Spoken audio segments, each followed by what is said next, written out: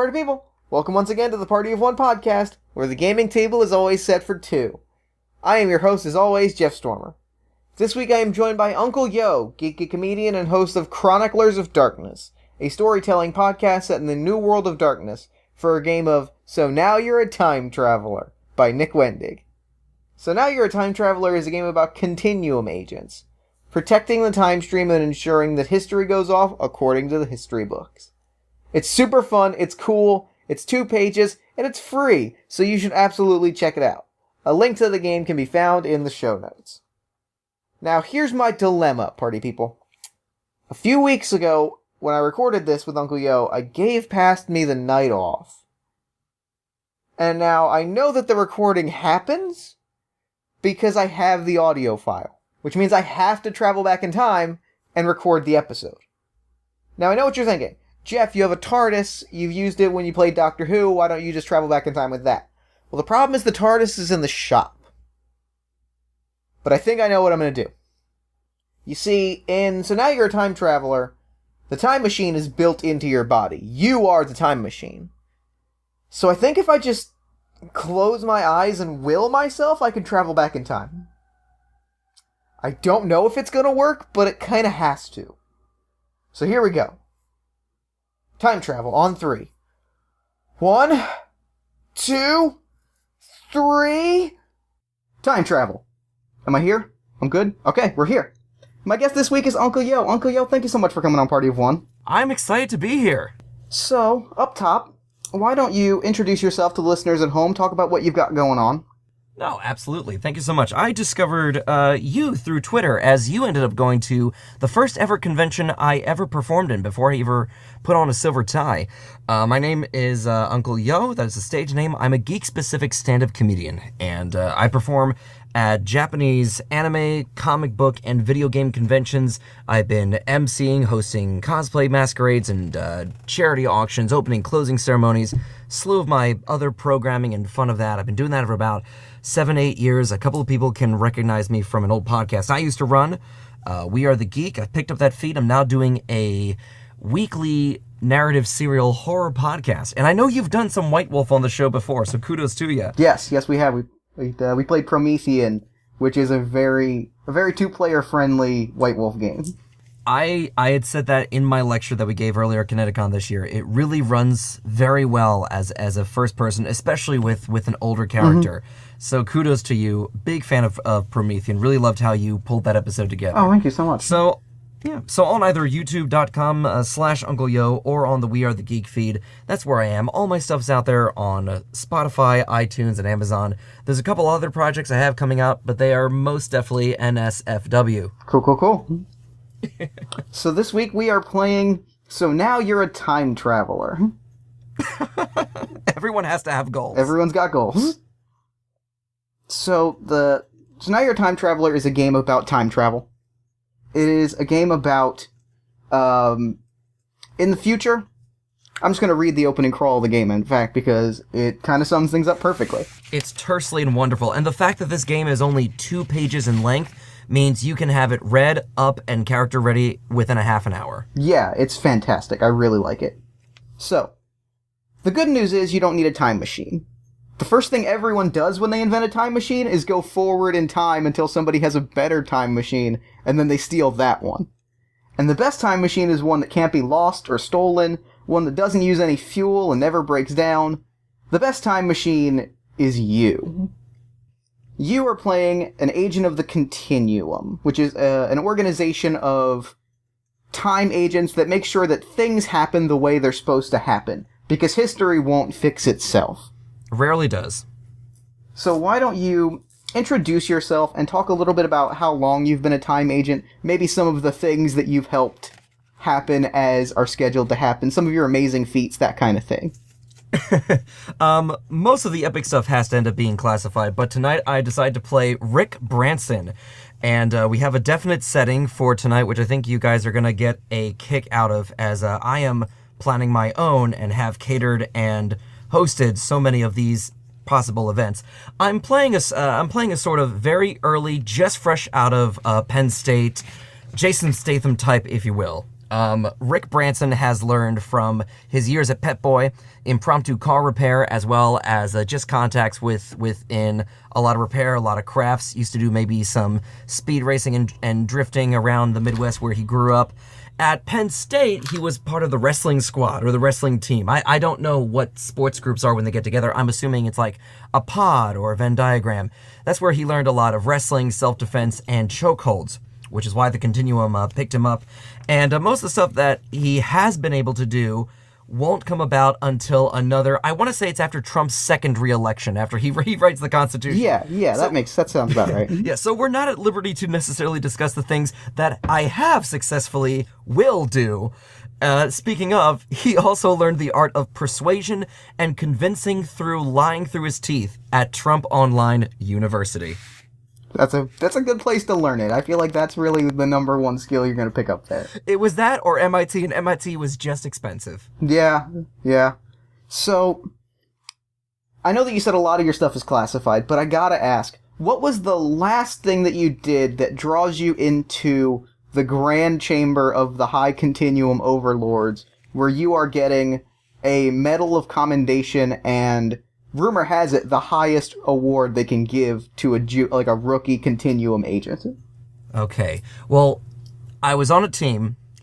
Very few of us ended up making it out all right. In fact, the leader of my team ended up being pulled out of action by a rogue time travel agent. So we're still not exactly sure where Alan McKay is these days. I hope he's okay. It was really ended up being up to myself as the rest of the team held back the guards that were coming our way.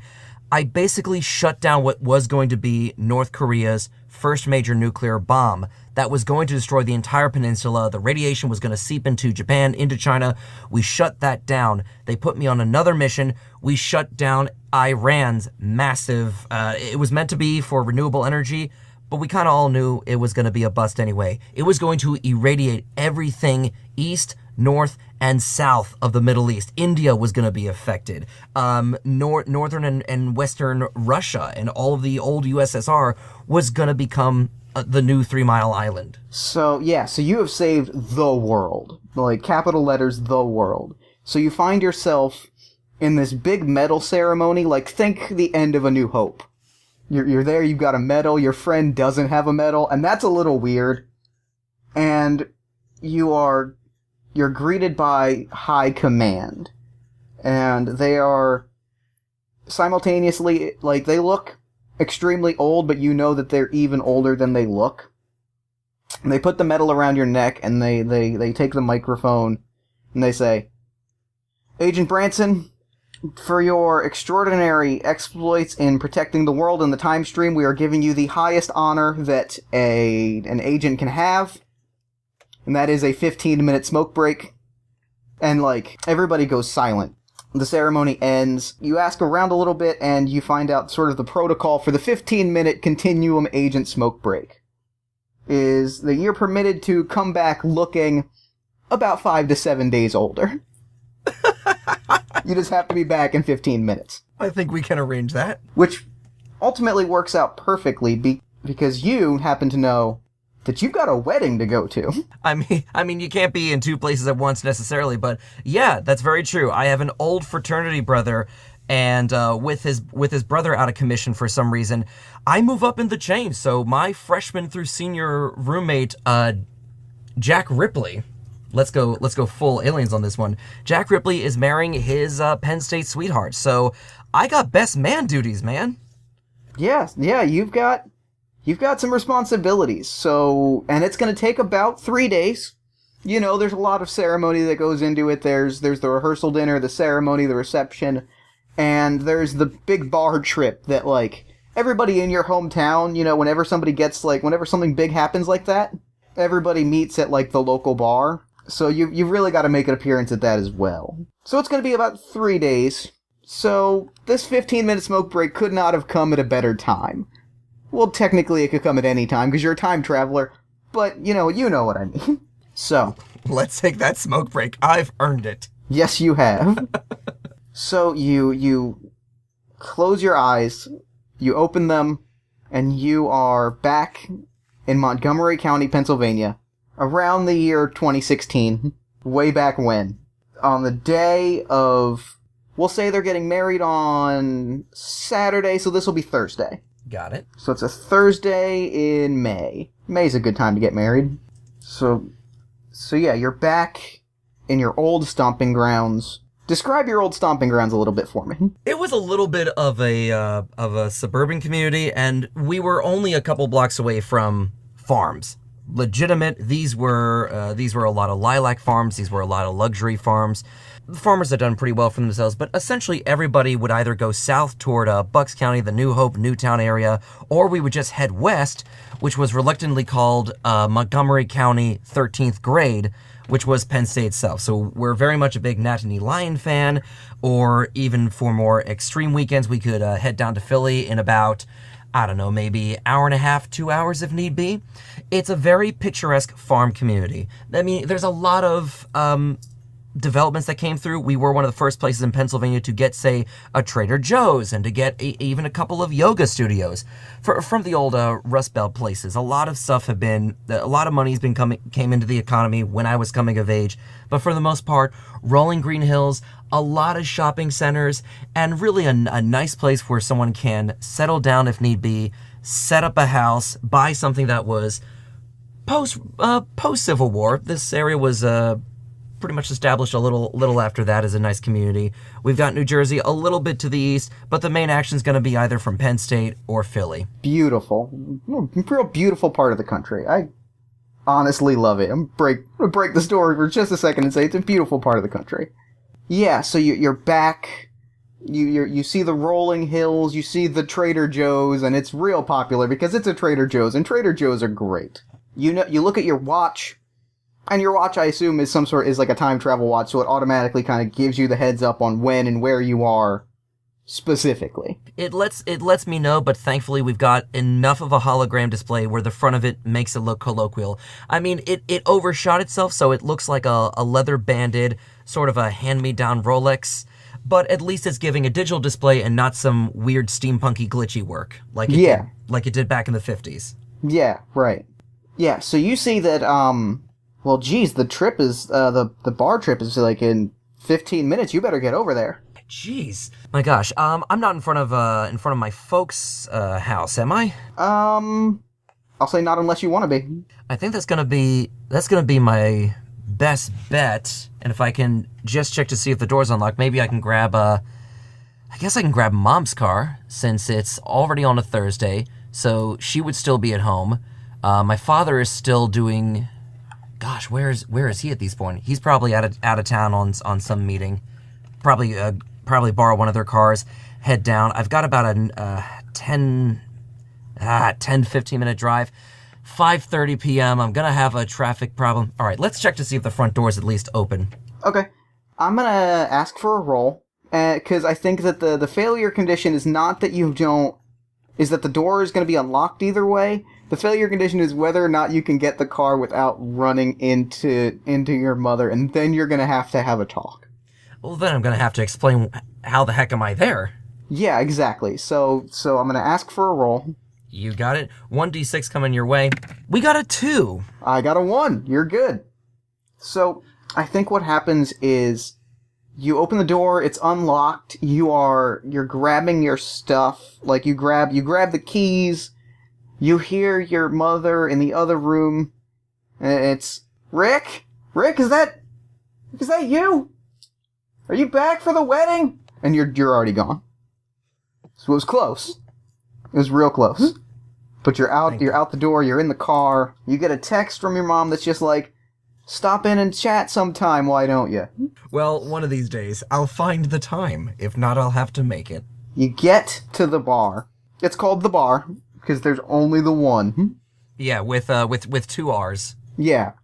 And the parking lot is crowded. The rest of the weekend is all about, like, tradition and sort of, suits and ties and all the pomp and circumstance. This is the night for everybody to just, like, cut loose and catch up. Precisely. We got 2 days away. I think that's what all Friday is going to be, let alone what Saturday morning is. At least this gives a chance for mostly everybody to meet. not exactly sure where Rose Delancey was from. I think she was somewhere out in the Midwest. But as Jack is coming home, it's a local drive from all the friends that he made at Penn State versus all the friends that he grew up with here in Montgomery. So this is really sort of the triumphant hero coming home. Yeah. So you walk in. There's a long, like, wooden plank ramp that leads into the bar itself. Mm-hmm. You're walking up, and just before you get to the little side door that lets you into, like, the main meeting area, you see Jack, and he pushes his way through, and he is very upset. He sees you, and he puts his hand on your shoulder, and he says, "Rick, I'm sorry that you made the trip out here. It's just... We've been doing some talking. Paul and I, as we sat down, we had a heart-to-heart, and I don't know, man. I don't know. I don't know if it's happening." Whoa, calm down. Are his eyes puffy? Does it look like his nose is running? Or is he just more angry upset than sad upset? It's definitely a sad upset. Or not even a sad upset, it's a sort of a crestfallen upset. So his eyes are puffy, he's been crying, but he also seems like his shoulders are also slouching. Like, he's not theatrically upset, he's just down. He just feels like he's giving up. Yeah, I'm gonna put my hand on his shoulder too. You gotta tell me all about it. We must have, 30, 40 plus people here who want to see you guys together at least. Is Rose still in town? Yeah, she's at the hotel. The family's taking her out. She's just getting ready at the hotel. I don't know. It's only been 8 months. Isn't that too soon? Paul says that's too soon. Hey, it's never too late for now, if I've learned anything about love, my friend.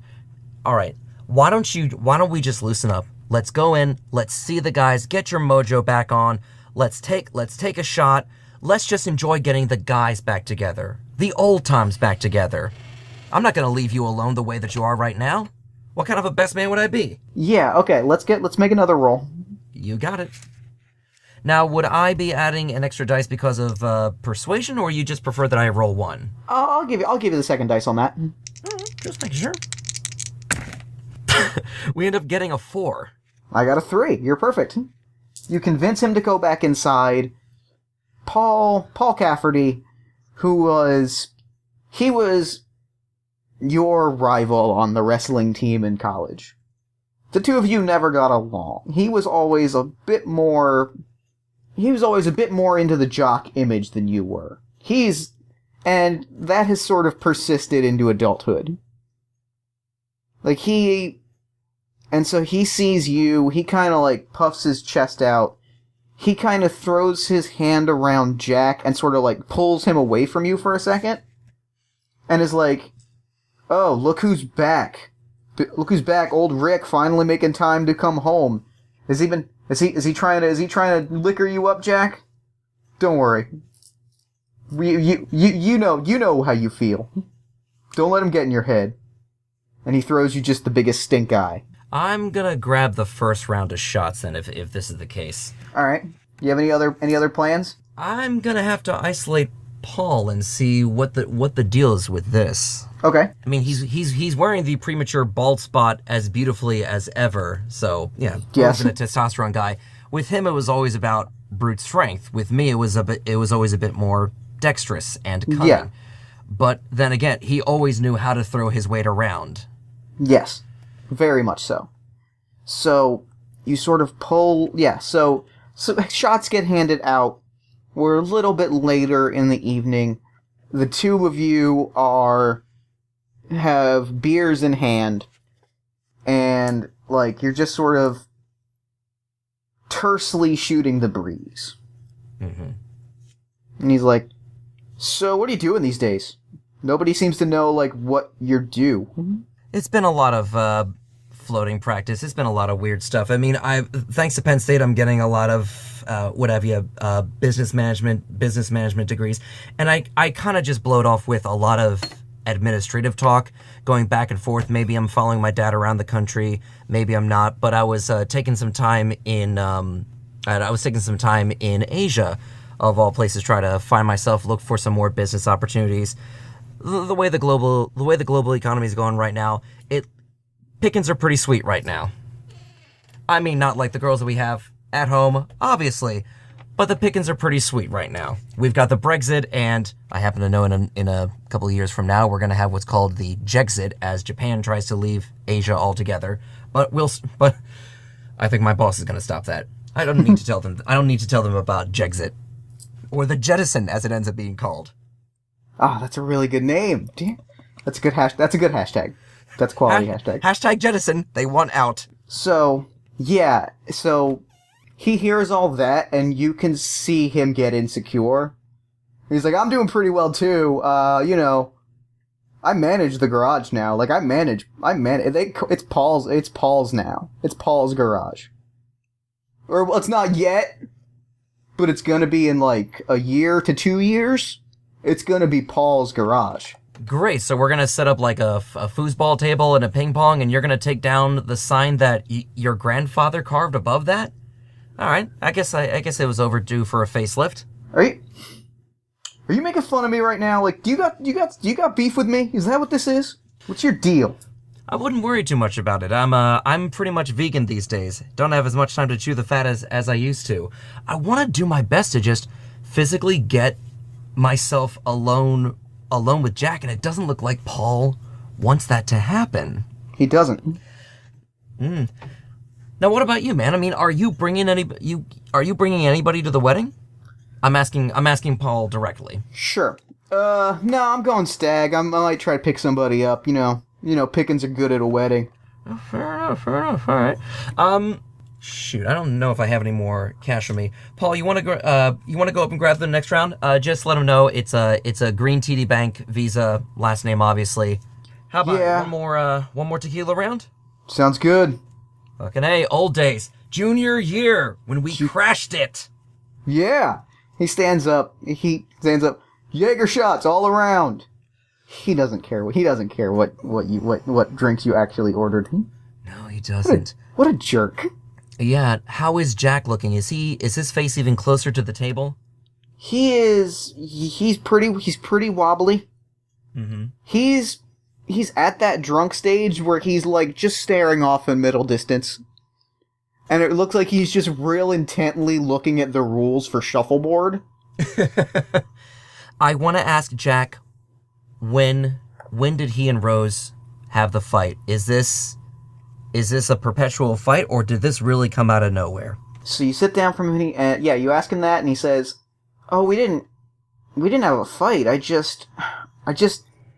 was talking to Paul, and he says that it's really soon, and he doesn't know if getting married might be too soon. Like, you're talking about a guy who's taking over his grandfather and father's garage. I think we can safely say he's peaked.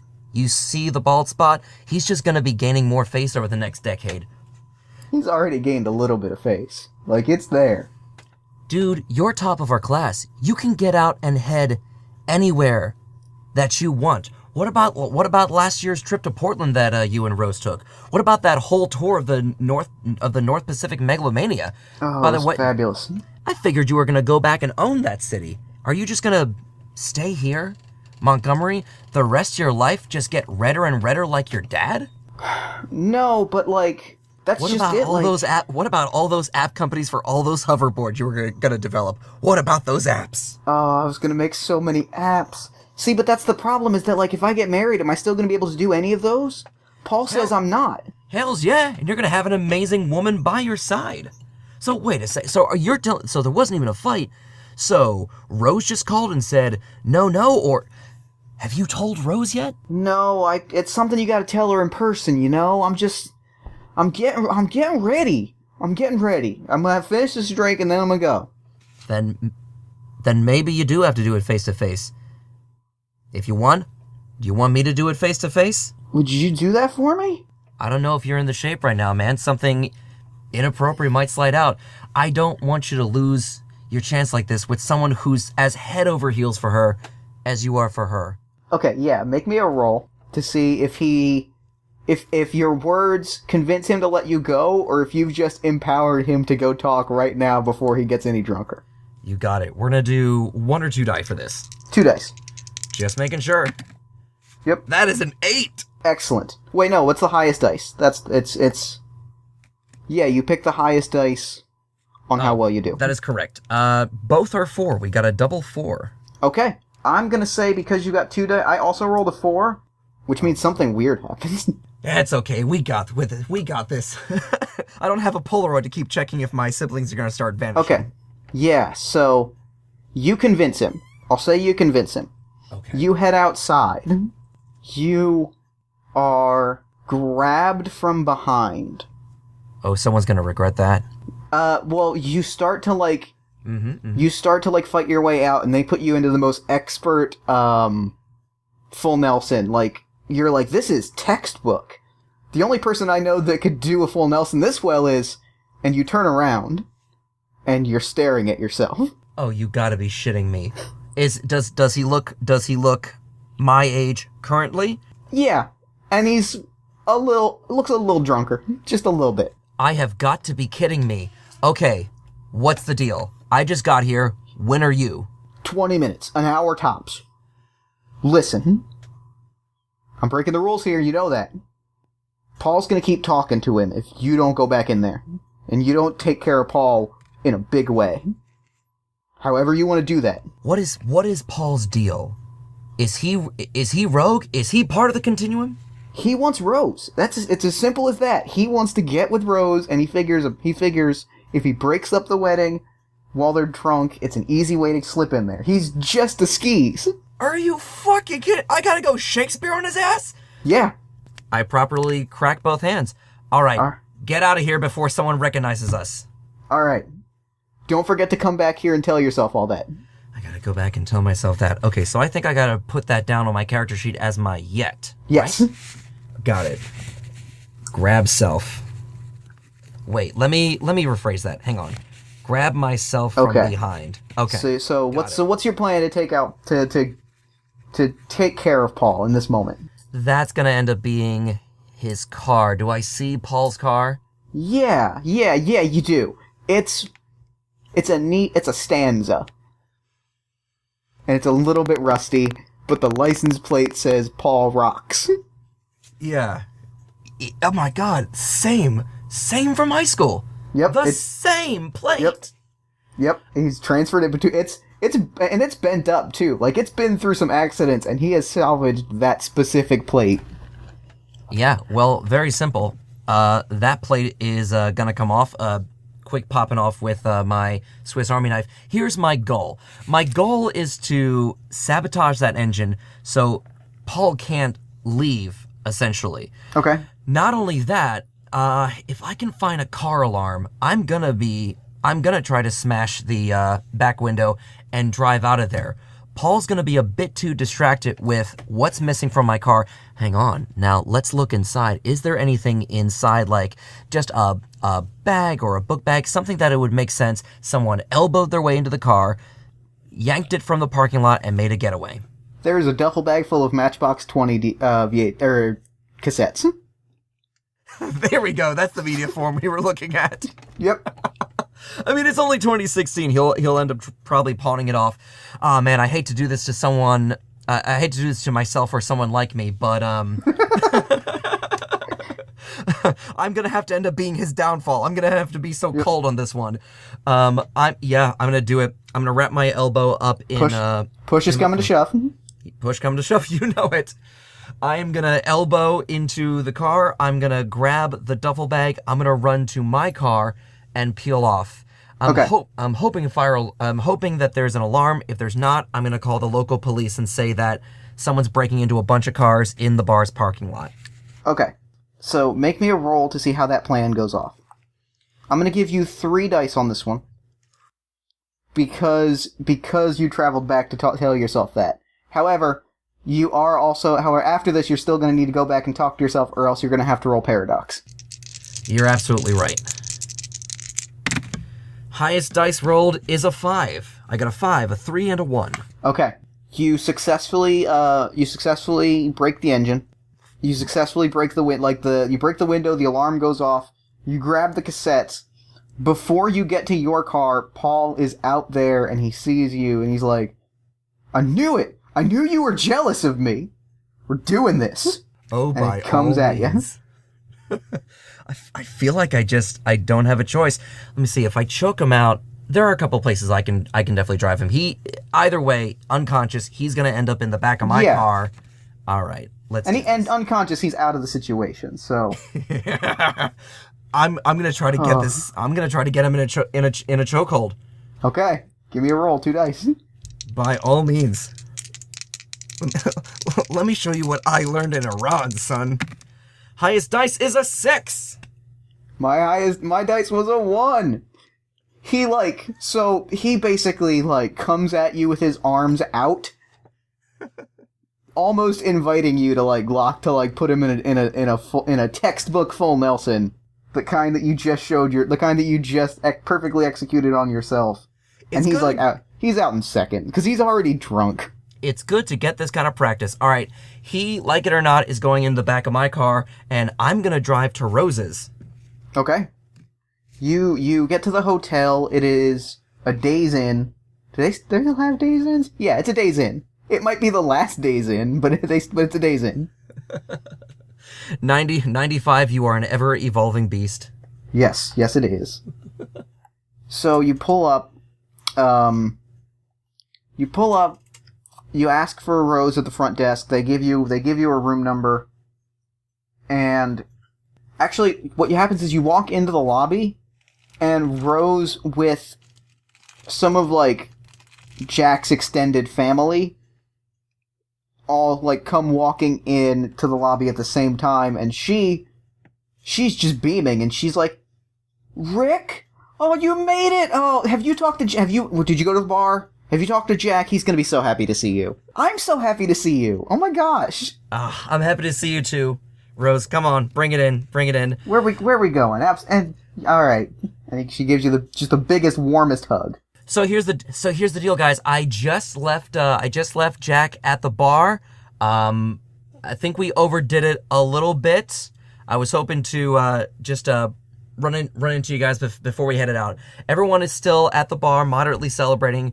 When is the rehearsal dinner, guys? Because I just got into town maybe 3 hours ago, and I didn't even think to ask him. Rehearsal dinner, is that later tonight, or is that tomorrow? That's gonna be tomorrow evening. You got it. Let me just make a note here on my doc, as I definitely make a note on that bad boy. Mm-hmm. Jack's feeling the jitters. I gotta admit to you right now, gang. That's cute. He's got the jitters. That's cute, and everybody there starts skittering, So I think it might be up to our white princess here to ride in on the horse and sweep our knight off his feet. What do you say, guys? Let's give him the surprise of his life. You always knew just how to brighten Jack's day. You two, you should have always been the best man. I don't know why he tried to choose anyone else. I can't hold a candle to Danny. Blood is blood. Let's head out right now, guys. How we feel about that? Yay! Everybody's cheering. They're pushing Rose out the door, and she's like, Rick, no, who's got an Uber? Because my car is out of commission. Actually, Jack's uncle Phil, he's like, yeah, let's do it. I'll drive. And you load into his minivan. You head back over to the bar. Jack is just stumbling out. He and Rose have Rose stops him. He starts to be like, I think it's too soon, babe. I just don't think. And she just gives him a big deep kiss, and everybody, all the people at the bar are cheering, and it's a big successful moment. I feel it's a great success that I've abandoned my mother's car at the Days Inn with an unconscious. He's gonna wake up to one of the worst headaches, hangovers of his life. And without a doubt. Yeah, I'm happy to see Paul just snoozing it off, because tomorrow's gonna suck for him. It sure is. Oh shit, and now that I'm here, I want to make sure that they go into the bar. I'm gonna step back. Let me think. I've got 40 minutes. I'm gonna go back 40 minutes, choke out myself, let them know the plan, and warp myself back maybe 5 minutes after I left. Look at the clock now, sync up. So should be okay with that. Gonna go back 40 or so minutes. There I am. Full Nelson. I give What the shit? I give the password. You gotta be shitting me. Lincoln Tits. Yeah. Hey, it's me. Heads up. What time are you from? Maybe 40 minutes, an hour or so from now. Okay, what's the deal? Long story short, you're hearing it from me because I'm gonna hear it from you in a little bit. All right. Paul's just here to sabotage. Paul wants Rose. I'm not making this up. You mean I gotta go Shakespeare on this? You gotta go Shakespeare on this bastard. Whatever you want to do to his car, go for it. I personally left him in the backseat of our car unconscious at the Days Inn where Rose is staying. Backseat of the car, Days Inn, Rose. Got it. All right. Good luck. Cool. All right. Warp forward an hour plus 2 minutes. Got there in the parking lot. Let's rejoin everybody inside. Okay. One disaster successfully averted. Damn. That was a perfectly successful time travel operation. Well done. I mean, for right now, but like, who knows what evil the catering gig or the, Oh, yeah, you've still got the rest of the weekend. I just mean, like, that moment was a real successful Gemini event. Oh, man. Yep, here we go. Time to cop this time. Friday, a.m., rehearsal dinner.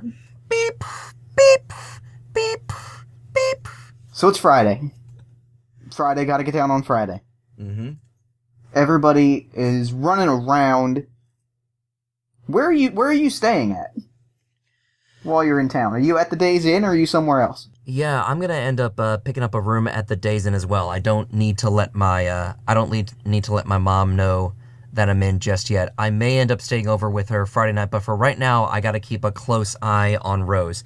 Just the fact that I already ran into myself means something else might come along. So paranoia is telling me just stick around at the Days Inn, and as friendly as I can, I've got to hover around the bride. Okay.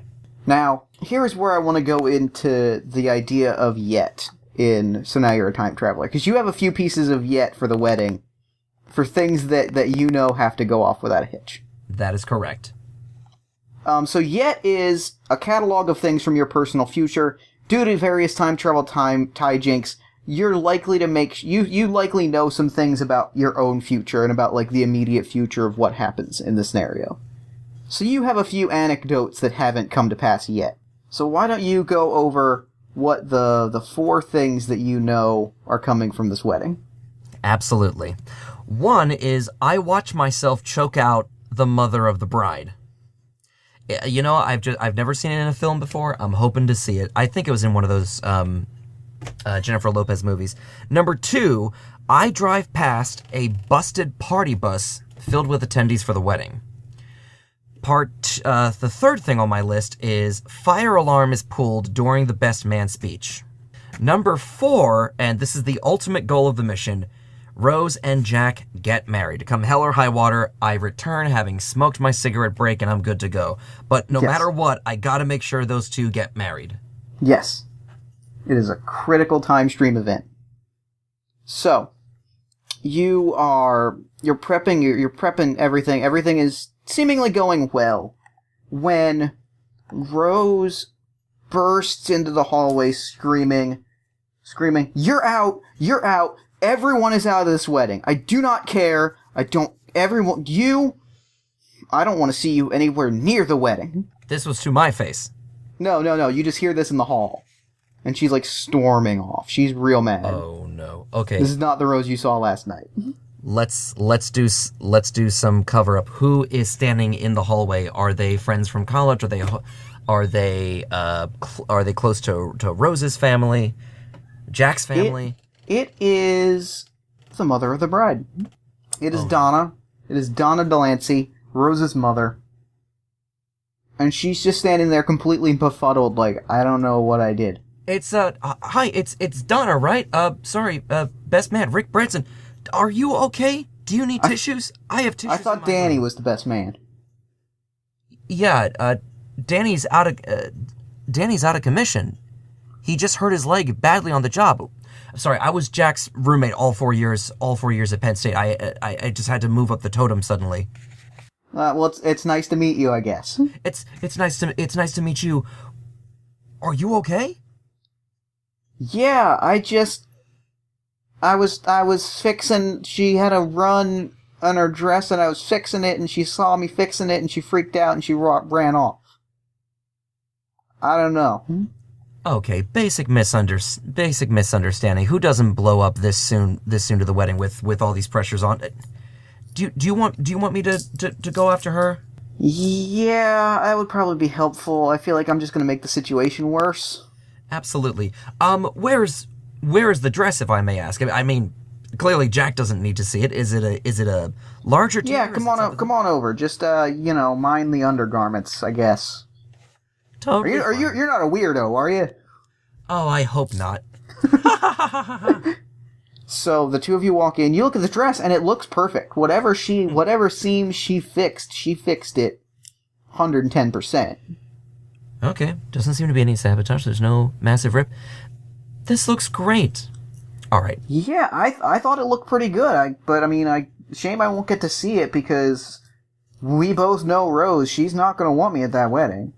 You're the mother of the bride, Donna. What's happening? She's freaking out. She's got the stress. She's being a bridezilla. You know that show Bridezilla on TLC, I think it is. Yep, I have a feeling TLC will be around for many, many years. Many years. Yeah. So that's the situation, is that the mother of the bride, who you know has to be at the wedding, is no longer allowed at the wedding. So how are you gonna... Not necessarily. The wedding can still go off. I'm gonna head down, I'm gonna run down and try to run into Rose. So if Rose's condition is that she doesn't want her mother at the wedding, that's okay. We can still get them married. It just means I need to take her out of the picture as well. Alright. But first off, I need to see exactly what is troubling Rose. What does she have at the moment against her mother? Whether this is something long-term or short-term. Sure. Just make me a roll, and then we'll kind of see what you say or what you get out of her from there. You Absolutely. Find her in the lobby. She's smoking a cigarette, which she hasn't smoked in years. Yeah. How'd she get cigarettes? All right, rolling one die, and I get a 3. How did she get a cigarette? It's a Days Inn. I assume the front desk gives out cigarettes at a Days Inn. I got a 2, so you're good. Yeah, so what do you want? So you want to know why she had a problem, why she's actually upset. So you talk to her for a little bit, and at first she's real combative. She's like, did she send you? I bet she sent you. She doesn't even know you. Why would she send you? Ugh. That's just like her. And then you talk to her a little bit, and she's like, she just didn't, it was that she didn't ask. She just started, sewing up the dress, and if she had asked, I'd have been fine with it, because she's really good at sewing. It's just, she makes assumptions, you know? She just assumes things. Mm-hmm. Like, what's the big issue that she's assuming now? Just that she decided what was going to be served at the rehearsal dinner, and that's my decision. And I guess that's just been, especially with the rehearsal dinner coming up, that's just been irritating me ever since. I don't know. It sounds dumb saying it out loud. I'm gonna light her second cigarette for her. Yeah. Oh, thank you. Breathe it in. You deserve it. We can bleach the teeth in Listerine later on for Jack's sake, but... Oh, trust me, I know all about bleaching the teeth with Listerine. But to just say no to her at the wedding, maybe give her an hour, let her calm down. Maybe we can just give her something to do with her hand. She's got to be as nervous as you. I hate that you're so smart. You know that? You're a real... let's do that. Fine. I hate that that's the first time I've heard someone say that. So what is her mother assigned to doing? What menial but detailed thing? Great seamstress, great handwriting. I'm gonna ask if Rose can convince her mom to handwrite the guest names that go on the table. Maybe the font just doesn't work right, or the font now clashes. She's now much more into the sort of calligraphy that maybe her mom can do. oh, that's really Mom! And she's, like, already off. So, crisis averted, the mother of the bride will be at the wedding. Where she will be choked out, I guess. We'll see. She'll walk in. She'll either walk into it or be mistaken. I'm hoping, man. I mean, I know this, but Rick Branson doesn't necessarily. All right, we got to get ourselves to the rehearsal dinner. Is the rehearsal dinner now? Is that going to be in town? Is it toward the venue? Is it at someone's house? It is. Actually, at that moment, Uncle Phil walks up to you and he's like, "Hey, I gotta show you something. We gotta head. We're heading. Everybody's getting ready. I gotta show you the bus. You gotta see this. It's pretty cool. I got a deal, and I'm pretty proud of it." Yeah, and he shows you the bus, and it's top of the line. It is brand new. You're not even sure why they would be renting this bus out instead of using it for commercial purposes. But there's no way that this bus is going to break down. There's no way in hell. There's no way in hell this bus breaks down. Who knew that Tesla got into the party bus industry? Yeah. That was his plan all along. Yeah, and now you're kind of kicking yourself for saving his life that one time. Hasn't happened. Oh man, now it has to. So that's the current fire to put out, is that that this bus has to break down. Yep. All right. Because we got to do that story. That's part of the story that I end up telling at the best man speech anyway. Ah, jeez. Well, it looks fantastic, Phil. Say, where is I'm just gonna chat him up, ask where the rehearsal dinner is. Have they gone over, the order yet? I'm gonna ask for a roll for this. I'm gonna give you 2 dice. As you are trying to distract. I'm gonna say you're distracting him. The failure thing will be that everything is buttoned up and perfect. Mm-hmm. I got a 4 and I got a 1. Okay, so you're good. I got a 2. Oh, all right. Yeah, all right. So you ask him if the order's been put in, and he's like, "God damn it, Marie!" And he walks off. Like, "Did the order get put in yet? Do they know I like my steak rare?" 2016, first edition Tesla. Okay, I think that means blue wire, and those things overheat like a bitch if I shut down the radiator. Trusty Swiss Army knife. Best thing to come out of that country. Come on. Under panel. Fuck, side panel. Okay. So. That thing should overheat. Okay. Alright. Now make me a roll to see if it goes off accordingly. Got it. 1 or 2? 2 dice. Coming your way. I got a 3. I got a 1 and I got a 6. Perfect. So yeah, you not only do you pull it off, you pull the thing that you are certain is gonna like fry it. You're also able to like.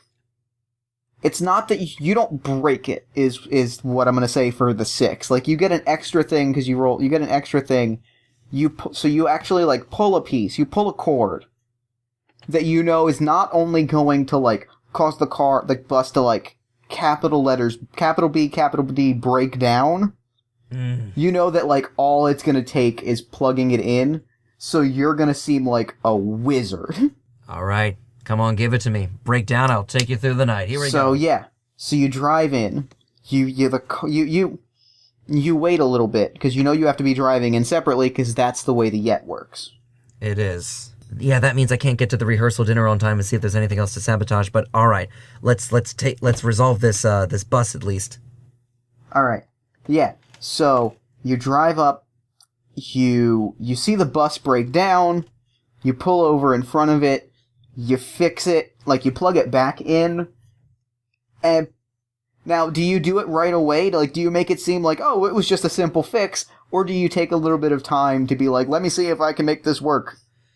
I'm going to take time, and of all things, I'm going to pretend that I'm calling Paul Cafferty reluctantly, and he's going to walk us through it. So it's going to be that's so good. It's going to be a weird yay Rick, yay Paul moment. Everyone cheer for the dude on the phone.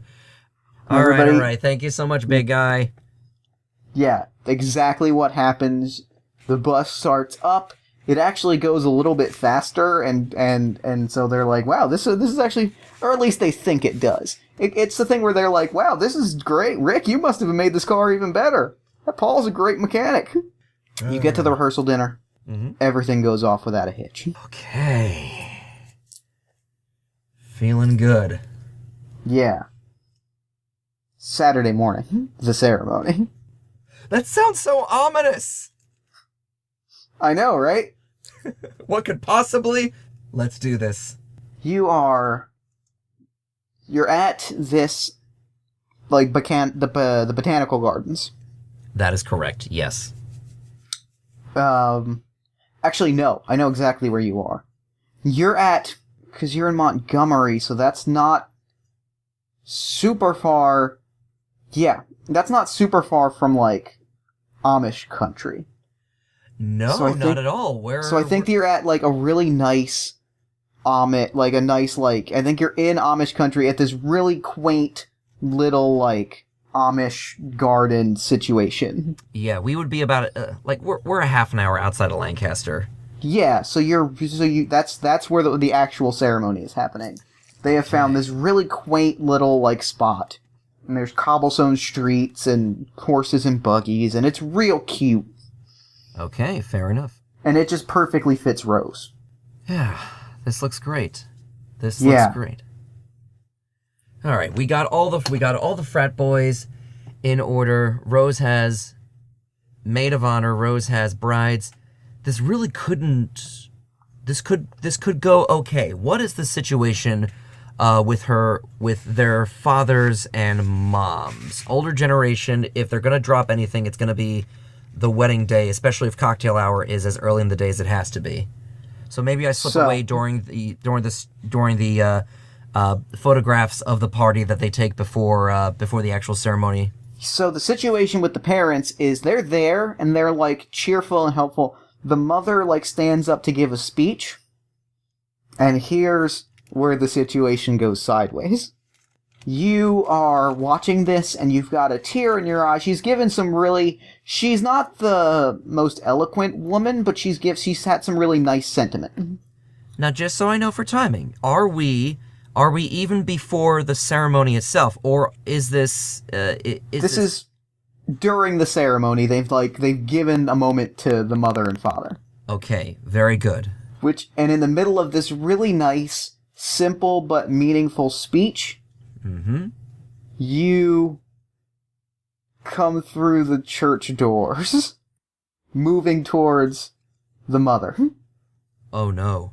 Why am I there? I make eye contact with myself since I would still be standing in the order. Has anyone else noticed me yet? No, everyone is listening to the mother. You're, like, in the back of the room, kind of crouching behind a plant, like, checking your watch. I'm trying to make as direct eye contact with myself as possible. I can't excuse myself for the bathroom right now. Roll me 3 dice.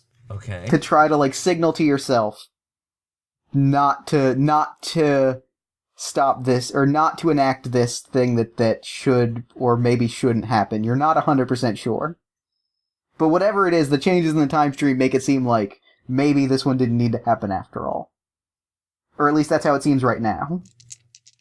We'll see, because the worst thing I need to do right now is to introduce everybody to the concept of my imaginary evil twin or time travel right now, because no one learns about time travel for another 20 years. Yeah. I've got... Oh, thank God. 5, 6, 6. Fabulous. Thank you, extra life dice. You,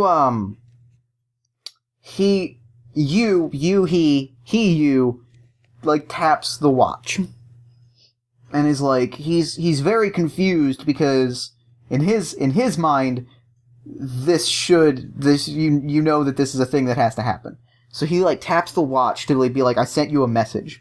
Oh, no. And he's like, and so you check the watch and it says, if she finishes voicing her objection, then the wedding doesn't happen and everything falls apart. Oh, no. So you're gonna need to signal to him that this is not an objection speech, before he gets up there and starts choking. Okay. I gotta somehow signal with my hands cutesy like I'm holding up a heart, and then as directly as I can, eye contact myself by the plant pointing to Donna. It just looks doofy as all hell, but Sure. heart, she, connection. I'm like binding, twisting my two, hooking my two pinkies together. Love, double thumbs up. Okay. Roll me 2 dice for that. Okay. Oh, please listen to me. I got a 3 and a 5. Feeling good. He stops. He, looks around. He pulls out a little notepad. Flips through it. Kind of, looks at the notepad. Flips the page wherein it stops saying, objection speech. Flips to the page to come into the room, see myself, wave myself, away. And he's like, oh. And he, gives you a thumbs up and disappears out of there. Oh my gosh, why am I showing up twice in one wedding? Okay, gotta stay very close to these kids. Oh my gosh. Alright. Okay. Now, that yet doesn't resolve, it just changes to be on the other side of that. Yeah. So you're gonna have to find time to, come to the other side, make it appear like you're gonna choke out the bride, and then be like, oh, okay. Okay. Keep that in mind. Yep. So I'm gonna put a star next to that one because I've got to set aside the time to ensure that I do that. Otherwise, we're gonna have some paradox whiplash. But at the moment, looks like ceremony's gone over okay. Yeah, the ceremony wraps up. It's beautiful. It's a dream come true for really everyone involved, and you just gotta love a really nice wedding. Yeah. Okay. So. Cocktail hour, I'm gonna fake anything that I'm drinking. I want to stay sharp. I don't want to see me again. Yeah, so at the cocktail hour starts, and you see someone in the back of the... You see 2 people in the back of the room. Yeah. Somebody on Jack's side, and somebody on Rose's side. And suddenly, everything clicks into place. You see, Jack and Rose never told you that both of their extended families included foreign dignitaries. Foreign dignitaries that are going to, negotiate major peace talks in the future. And the part of that is going to be because they're friends and they're related, so they, have a relationship and are more invested in, they're more empathetic because they know each other. Oh man, that's crazy. That's crazy. It's neat to see these people before we sort of officially meet, as it were. Right. Huh. That is neat to recognize them. Yeah. They look a little younger, they look a little bit more jaded, almost like this wedding lifts their spirits a little bit. Mm-hmm. And it really all kind of clicks into place that this is kind of the Gemini events kind of start to fall into place a little bit. Mm-hmm. About why this is such an important timeline event. Yeah, you're not kidding. So, speeches start. Father of the bride gives his speech. A little corny, couple dad jokes, but it's okay.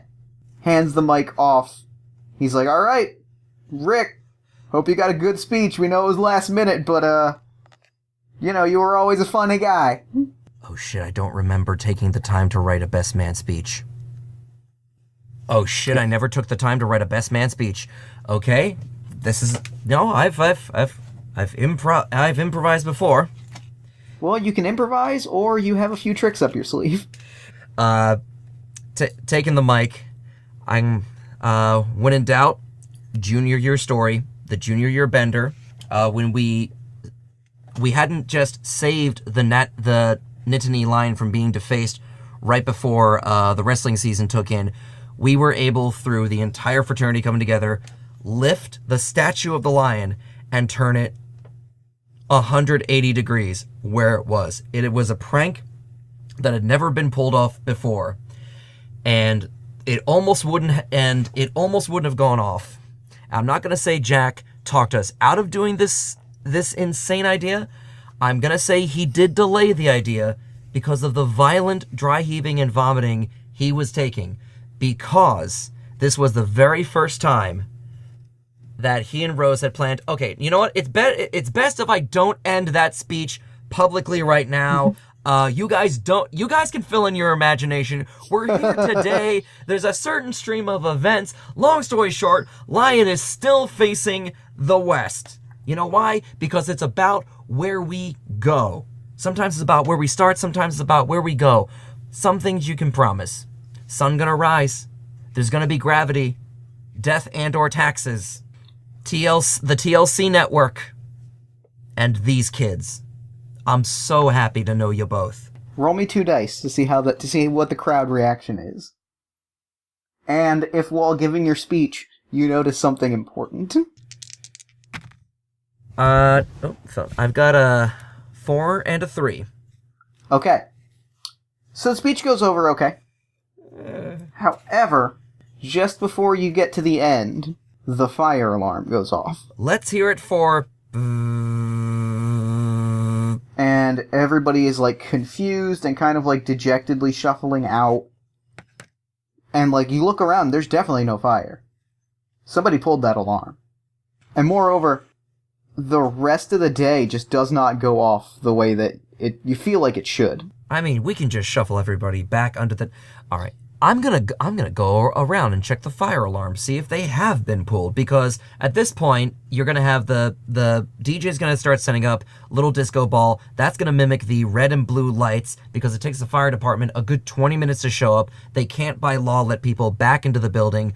Nuts to them. I'm gonna sneak into the bathroom and run to the back of the barn and play eye games with myself during the ceremony. Right. Get back. Okay, cross that star off. Just make sure that's not going to happen. Right, you took care of that. Yep, get back. See if I can avoid the firemen as they run. I need to know where that alarm was pulled. You see the alarm that got pulled. You see it. And moreover, you're looking at this alarm, and the firemen are kind of shuffling everybody into one space, but because you snuck around back, like you're not with them, you're in a position to see something, to see like exactly what has messed up the rest of this day, that you may have the opportunity to like fix if you use your gifts. You see a Nissan Stanza pull away, and you see just as it turns, you see that license plate. He got it back. Son of a bitch. Well, the worst... Oh, no.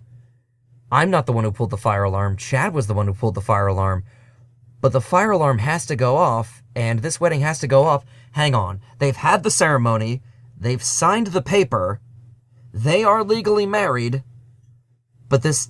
We gotta save this day somehow. But if I go back and choke out Chad...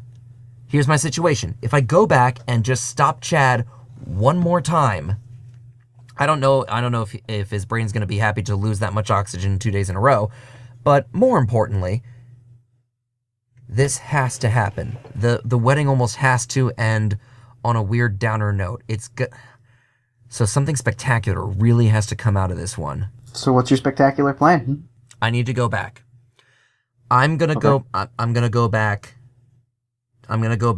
like 2.5 days from where I'm standing, because I need to return the car to the driveway before I show up there Thursday to steal the car. I'm gonna head myself to. I need to head to Target. I need to head to a Costco's. I need to head to a place where I can get massive amounts of bubble juice. Okay. There's a Sam's Club. Okay, we're gonna do this. I'm gonna pick up a ridiculous amount, something like 5 or 6 gallons. Okay. I'm gonna pick up no less than 12 bubble guns. All right. Gonna take these bubble guns. And now with that supply, I'm gonna talk it over with Rose. I'm gonna see if she and the bridesmaids want to, as an ultimate surprise to Jack, during my speech, load the place with bubbles. Everyone is going to have a bubble gun on, And no matter what, if I pull that alarm, even if we have to go outside, we're going to open the windows, hear the DJ, and bubble blast. Because bubbles in the middle of a fire engine going off, the reds and the blues, that still is a party to me. Roll me 3 dice. Okay. This is going to be... I got a 3. So. All right. Here we go. First dice Solid is chance. a 2. Second dice is a 3. Third dice. You son of a... Third dice is a 2. All right. So, my question to you. You have to go back a third, like...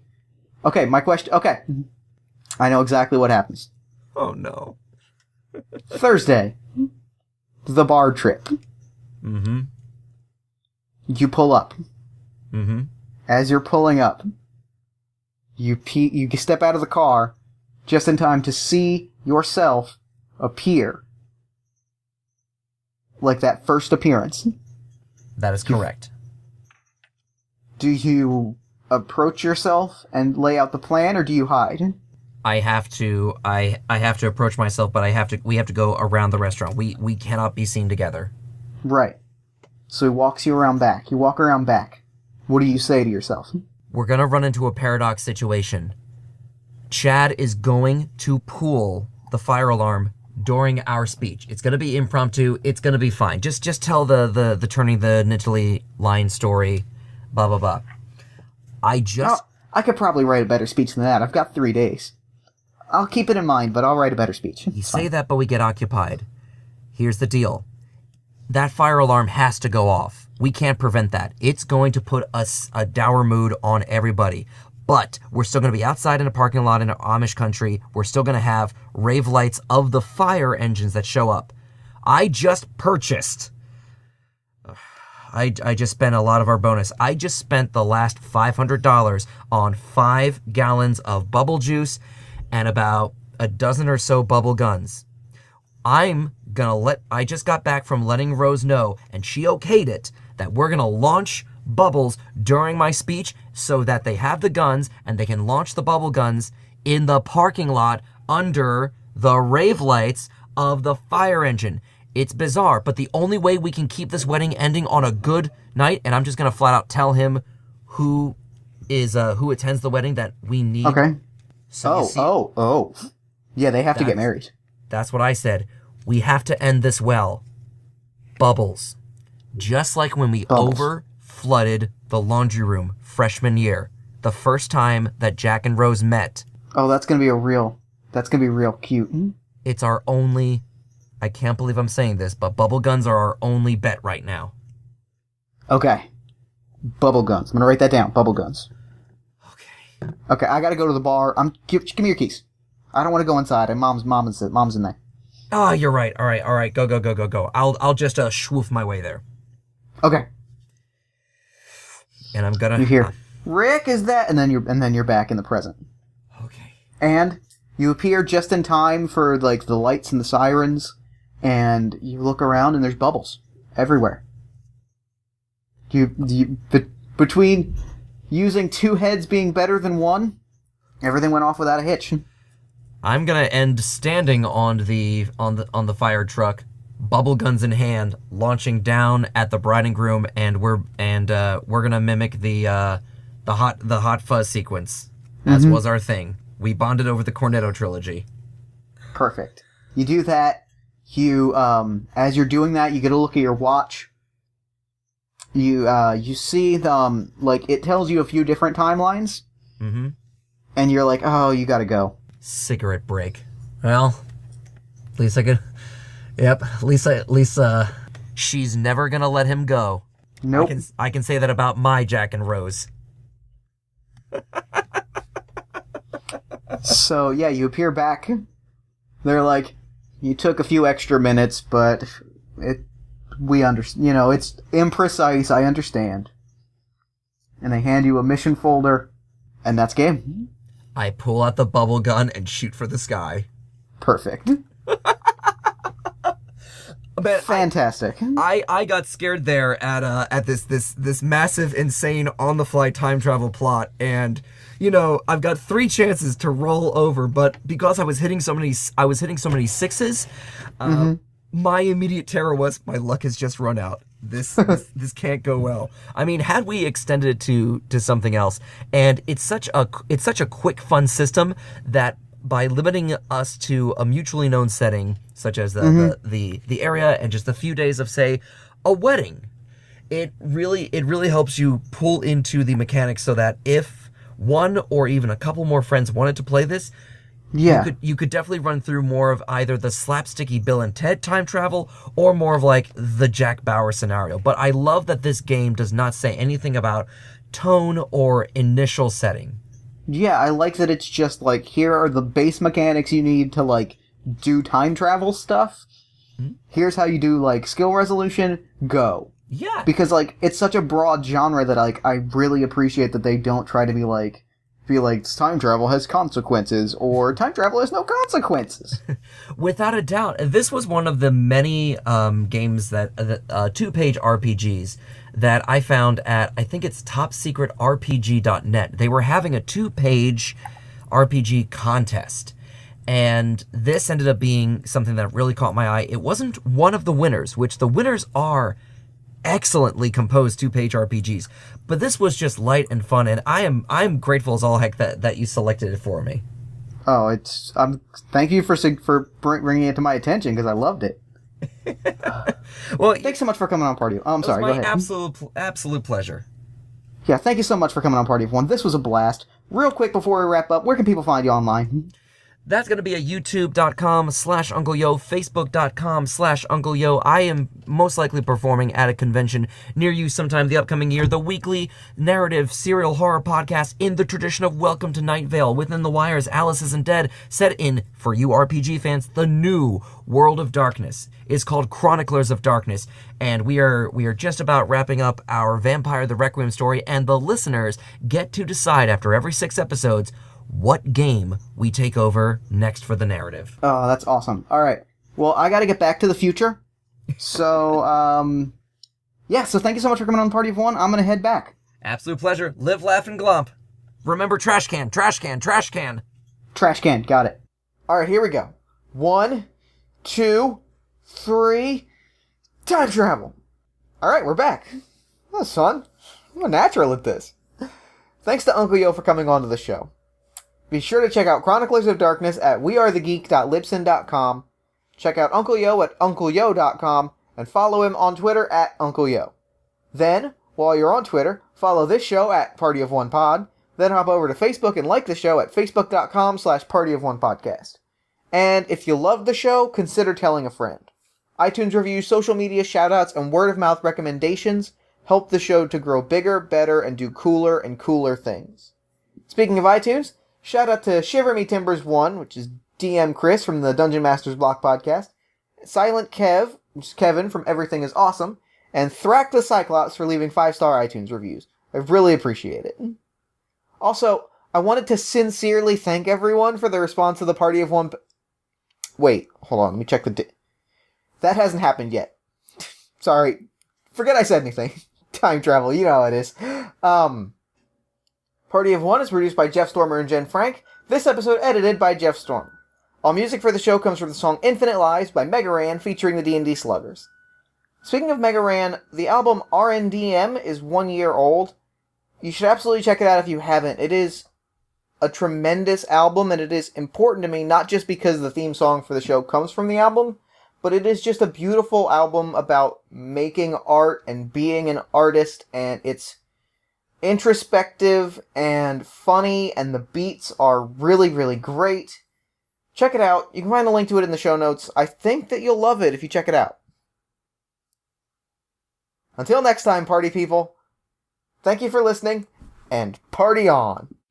Never gonna die. No, we're never gonna die. You can hear my words in this song. It'll play on after I'm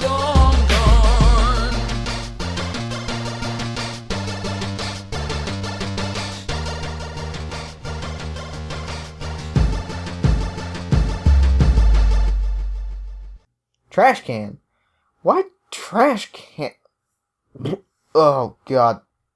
Oh, this time travel thing is disagreeing with me. Oh, God. Trash can. Trash can. Trash can.